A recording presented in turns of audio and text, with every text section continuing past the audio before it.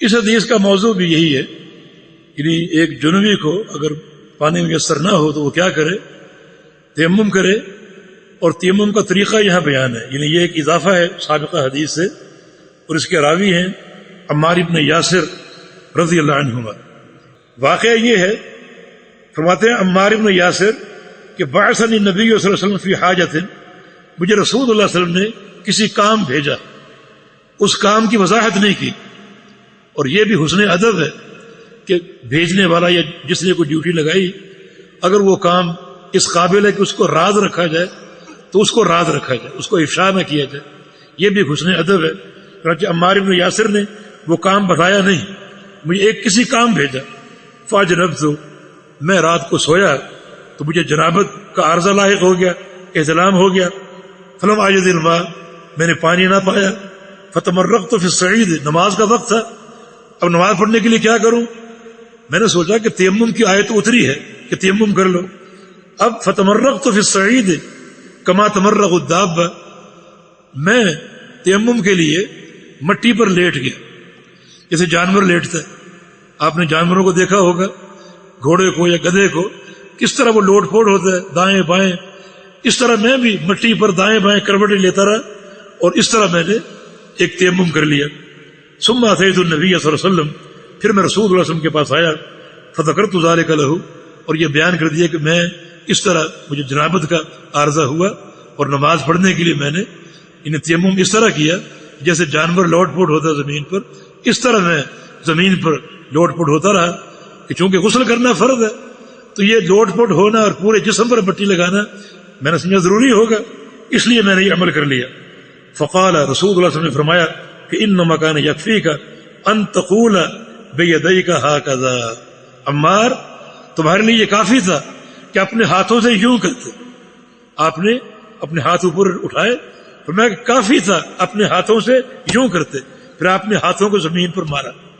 یوں کرتے، اتنا کافی تھا۔ پھر ثم ضرب بید الارض ضربۃ واحدہ، رسول اللہ صلی اللہ علیہ وسلم نے یہ فرما کر اتنا کافی تھا اپنے ہاتھوں کو زمین پر مارا، ایک بار مارا۔ ثم مسح الشمال علی الیمین وظاہر کفیہ وجہہ، پھر رسول اللہ صلی اللہ علیہ وسلم نے اپنے بائیں ہاتھ کو دائیں ہاتھ پر رکھا، بائیں ہاتھ کو دائیں ہاتھ پر رکھا، اور پھر وظاہر کفیہ، اور مسح کیا آپ نے اپنے دونوں ہاتھوں کے اوپر کی جو ہتھیلی ہے یوں رکھ کر، اور پھر دونوں ہاتھوں کو، اس ہاتھ کو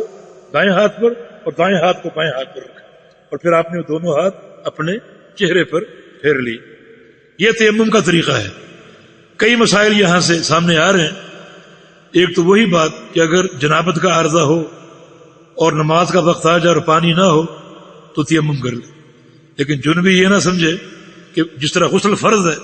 اس طرح میں پورا زمین پر لیٹ جاؤں اور پورے بدن پر مٹی مل لوں تب میرا تیمم ہوگا، نہیں، تیمم اتنا ہی کافی ہے، خواہ وہ تیمم بشکل وضو ہو یا تیمم وہ غسل کی جگہ ہو، اتنا تیمم کافی ہے کہ اپنے دونوں ہاتھوں کی ضرب زمین پہ لگائی جائے اور پھر اٹھا کر اس سے ہاتھوں اور اپنے چہرے پر ان کو پھیر لیا جائے۔ اس حدیث میں پہلے ہاتھوں پر پھیرنا آتا ہے اور پھر چہرے پر۔ قرآن پاک میں پہلے چہرے کا ذکر،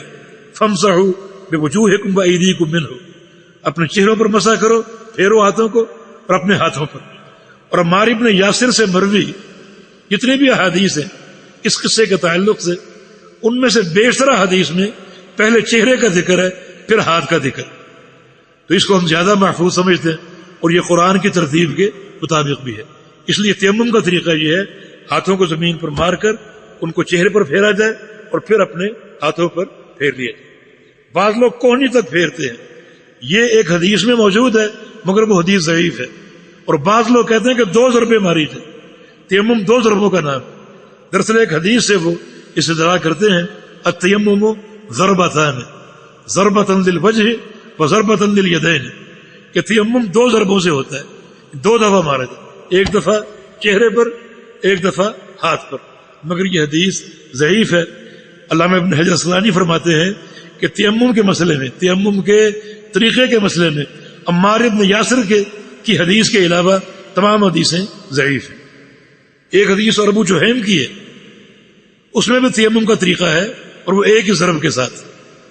اس کے علاوہ فرماتے ہیں کہ تمام حدیثیں جو تیمم کا طریقہ بیان کرتی ہیں وہ سب کی سب ضعیف ہیں. تو یہ اس دین کی